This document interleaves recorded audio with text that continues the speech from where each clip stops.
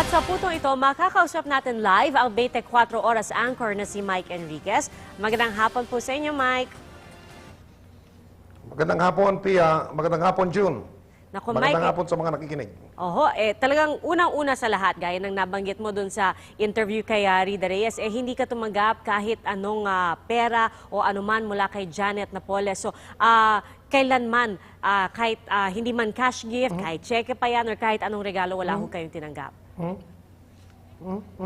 Wala talaga. Tsaka, kahit kanino, dahil labag yan sa standards ng GMA. At pag nagbigay ka ng ganyang halaga, lalo na ganyang halaga, 50 mil daw, sa isang tiga-media, hindi regalo yan. Suhol yan. Kahit paano, balik-balik ta rin yan. Hindi totoo yan. At bakit sa tingin nyo, nadamay ho kayo ang isang Mike Enriquez at iba pang media personality sa ganitong klaseng issue? Hindi ko alam ang sagot sa tanong mo, Pia, pero isa lang ang alam ko.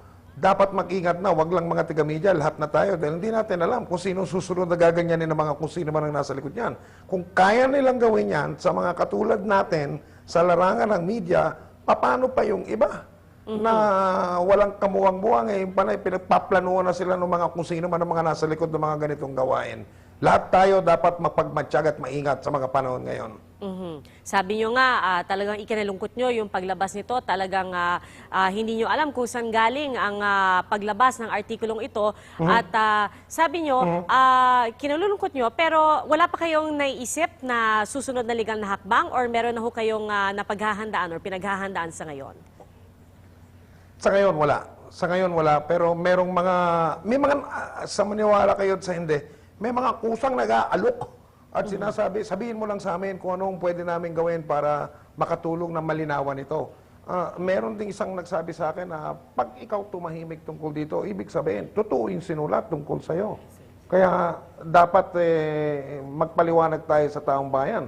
Dahil tayong mga mamamayan, wala naman tayong pinangahawakan kundi pagtitiwala ng mga nanonood at yung mga nakikinig sa atin, Pia. Sa tingin nyo, itong paglabas ng mga listahan, saan kaya patungo ang isyong ito?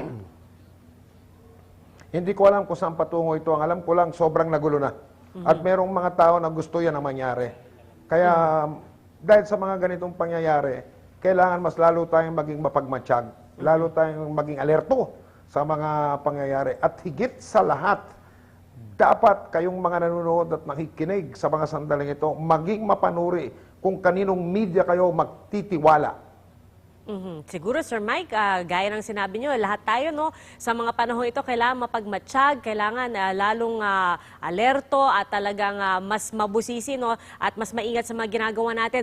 Mensahe nyo na lang po siguro sa mga manonood, lalo na yung mga tumatangkilik sa 24 oras at yung mga mamamayan na talagang ang hangad lang naman talaga ay malaman ang katotohanan.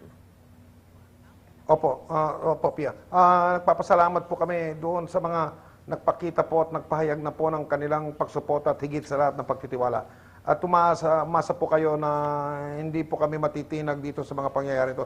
Lalo lang namin paiigtingin ang pagbibigay sa inyo ng serbisyong totoo. Ng mga balitang walang kinikilingan, walang pinoprotektahan. At papasalamat ako, lalo na sa pamunuan at kayong mga bumubuo ng GMA News and Public Affairs at ng DCWB. Nakakataba ng puso at pati na yung mga pangkaraniwang mga nakikinig na mga nagtitweet, nag-FB, nag-email, nagte-text, tumatawag. Maraming salamat po. Isusukli po namin sa inyo ang patuloy na pagbibigay ng balitang pawang katotohanan lamang. Salamat po sa inyo. At salamat din po sa inyo, Sir Mike. Siginoong Mike Enriquez po, radio consultant ng GMA Radio at news anchor ng 24 Oras. Magandang gabi po.